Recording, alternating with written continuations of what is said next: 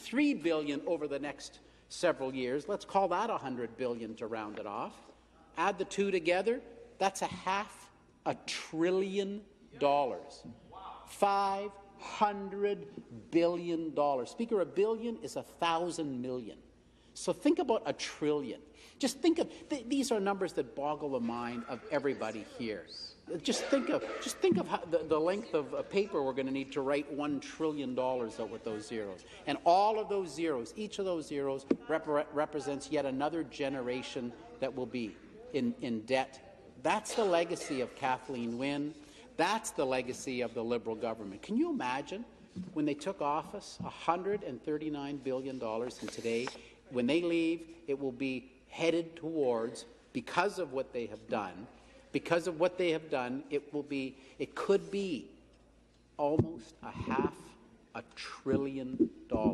That is the legacy of the Liberals. So how they're doing this is very, very sneaky, Speaker. The Auditor General has told us the government, this is a quote, is making up its own accounting rules.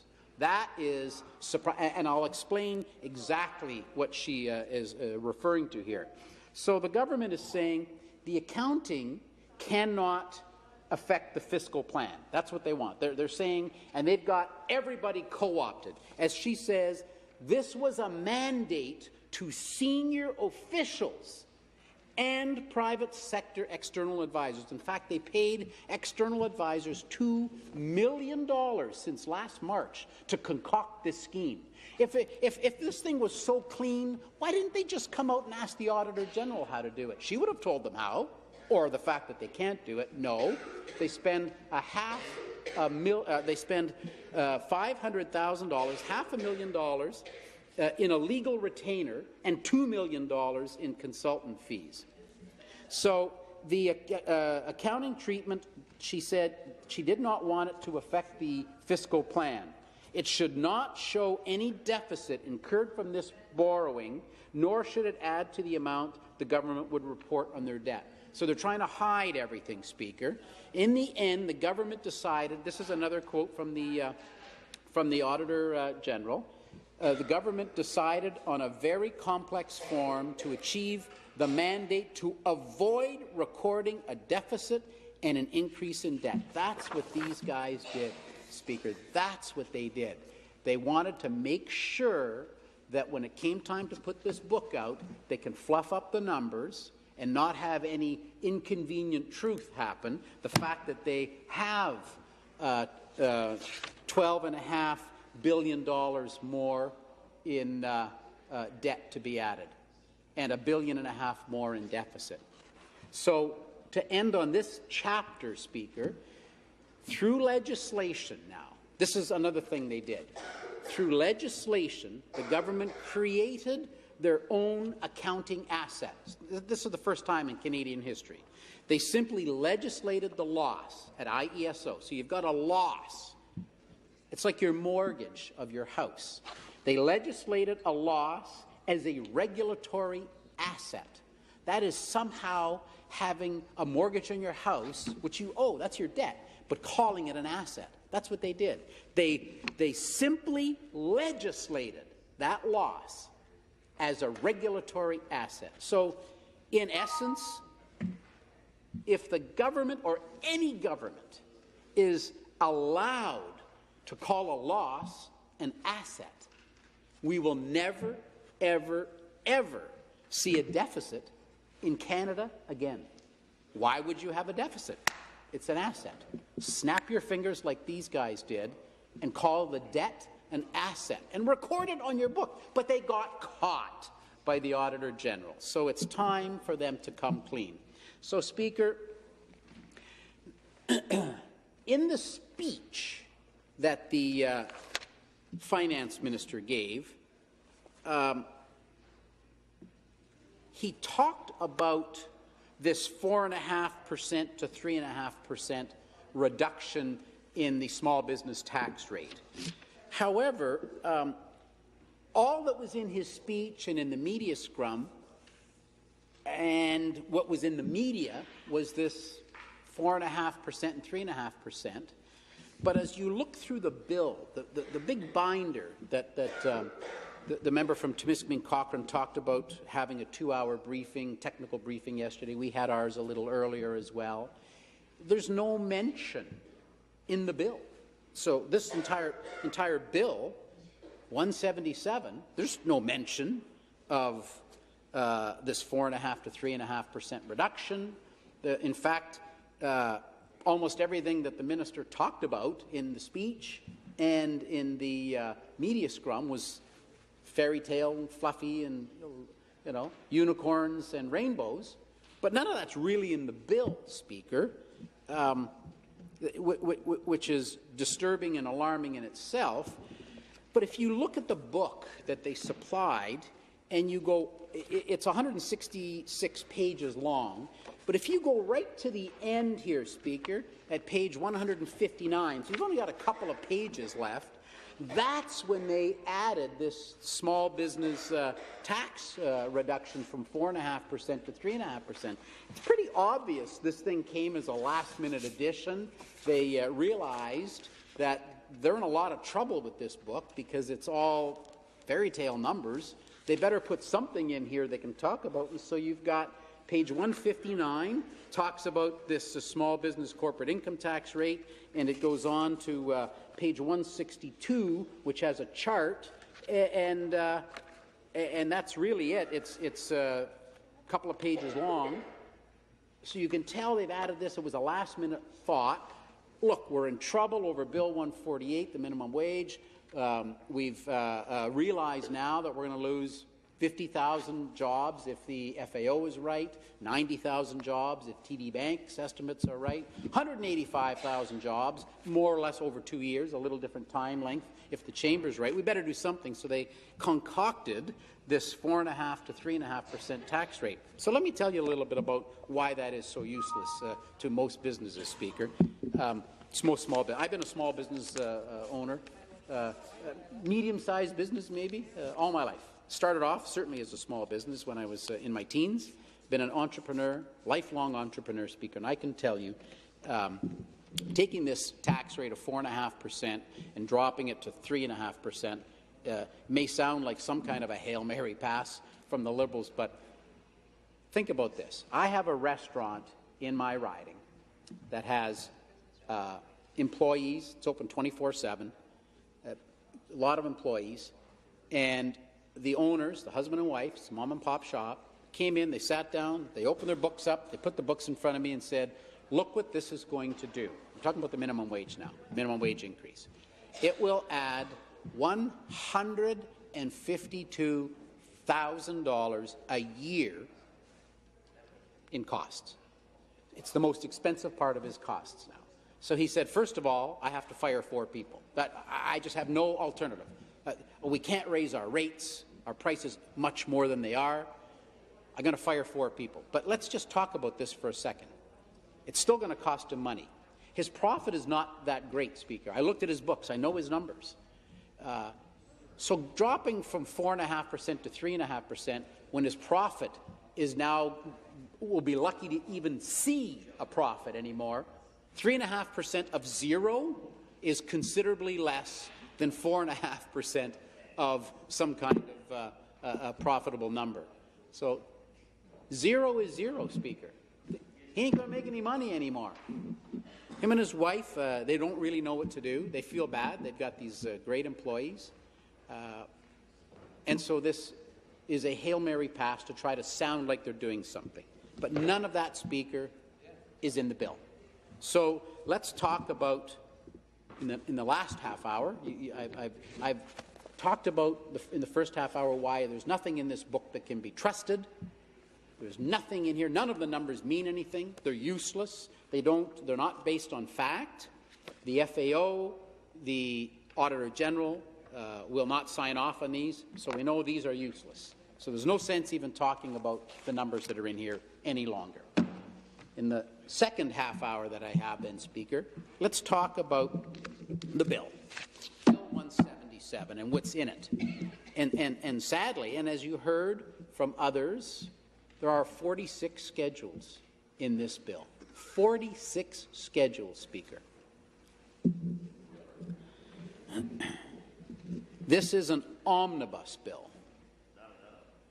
This is an omnibus bill. It's comprised of 46 schedules, and it contains a number of bill consolidations. We're going to start right at Schedule 1. I'm going to go through them all, Speaker. I'll try to go through some of them quickly and some a little slower. I'm just going to ask the page if you will come forward for a moment. I don't know if anybody has given you the courtesy yet of seeing a news release that I am issuing that we can talk about in a moment, but I wanted you to see that so there's no surprise. I understand your party is aware of it, but I wasn't sure if you were. Schedule 1 is the Broader Public Sector Executive Compensation Act of 2014. Not really sure where that fits into the fall economic statement, but I can tell you what I call this bill.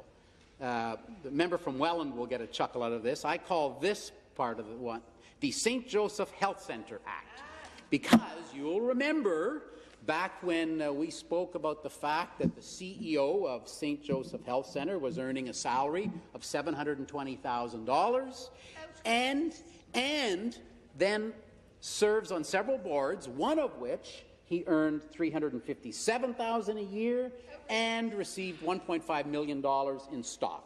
So if you look at that, it's magical now that the Schedule 1 allows a minister, doesn't necessarily say Minister of Health, so this is going to be for all of them, but a minister to make a particular specified decision related to executive compensation that, in the opinion of the minister, is appropriate for broader public sector executive compensation on a case-by-case basis. And that's the long way around saying that minister is now going to be able to, the Minister of Health will now be able to step in and control CEO salaries of the CEOs of hospitals. That's what this is all about. This was because they were so shocked that somebody was earning $720,000 on one hand from the government, $357,000, and 31 days of their time, by the way, on the other hand, for sitting on one board, many other boards that we didn't count the days. So this is, I'll lovingly call this the St. Joseph Health Centre Act. So that's a Schedule 1. Schedule 2 and several other schedules, it's called the Building Code Act. Really, it is the Elliott Lake Act, and that's what it is. And I don't say that in a bad way. This is quite seriously to implement the recommendations of the Algoma Mall catastrophe and disaster and the lives that were lost. So this is a building code. Here it is in the fall economic statement. Please tell me somehow what that has to do with the fall economic statement. Yes, this should be in. Yes, it needs to be passed. Of course, you support that. These are the recommendations to stop further disasters from happening. Schedule 3 is the Child Care and Early Years Act, which allows that a child care provider's own children who are under 6 years old are not required to be counted in certain situations. Well, of course we're going to be in favour of that. It was our idea. We're thrilled that it's in there, Speaker. Schedule 4, when you look at this one, that is the Child, Youth and Family Services Act. What it's doing in a fall economic statement, we're not sure. It's simply to correct a reference error. It's just that's all it is. Schedule 5 is the City of Ottawa Act that recognizes Ottawa's bilingual character. I'm not sure what it's doing in the fall economic statement, Speaker, but it's there, and you'll see more about that coming up in a moment. Schedule 6, the City of Toronto Act.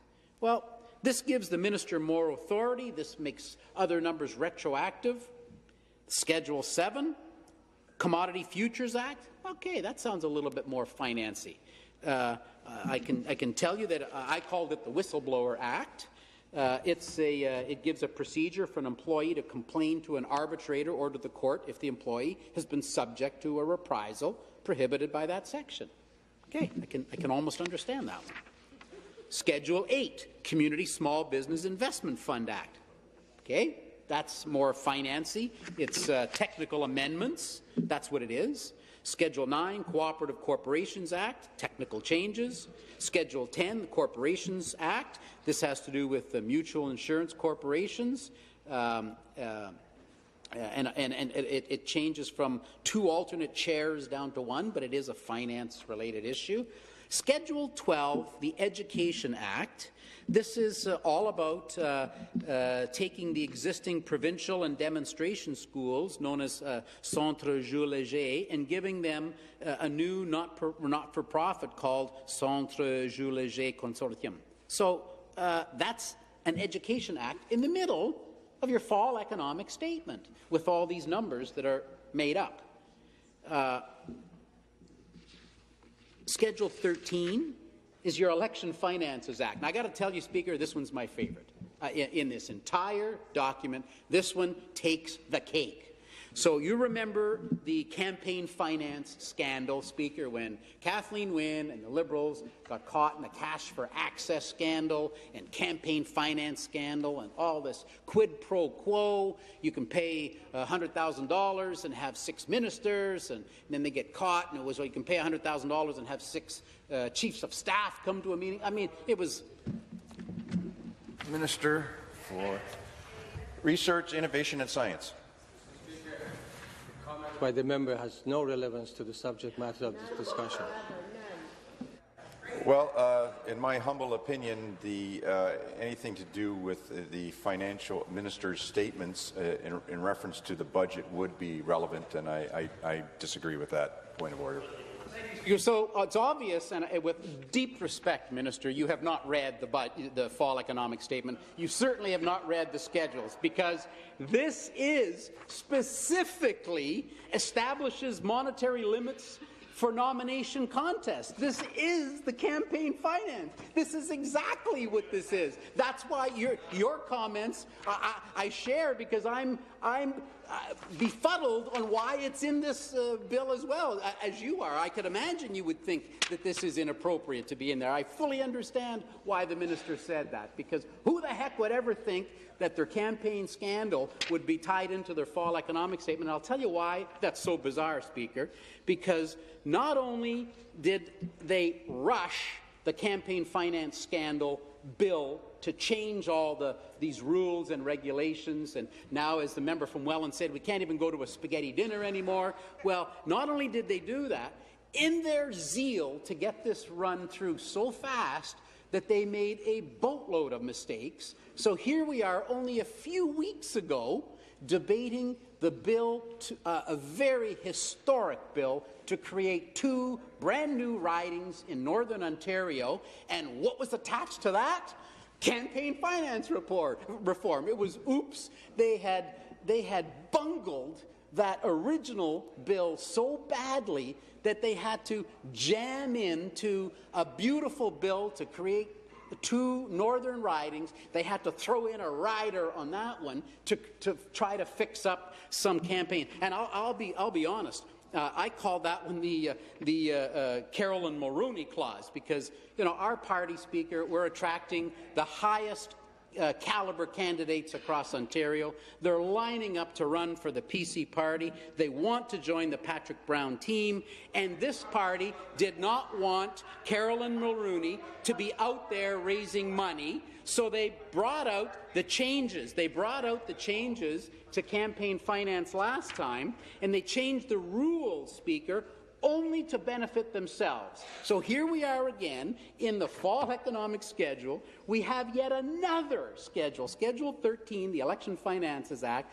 which puts limits, and it makes it retroactive, Speaker. It makes the reenactment of the section is deemed to have come into force last July 1st of 2017. So I haven't quite figured out the changes in this, who it's going to affect, but the fact that they've gone back and made it retroactive to July 1st, as my dear old dad would say, we're not sure who's going to get nailed with this one, but it will manifest itself in the fullest of time. So we'll learn who this is going to harm. We'll learn that soon. So yes, Minister.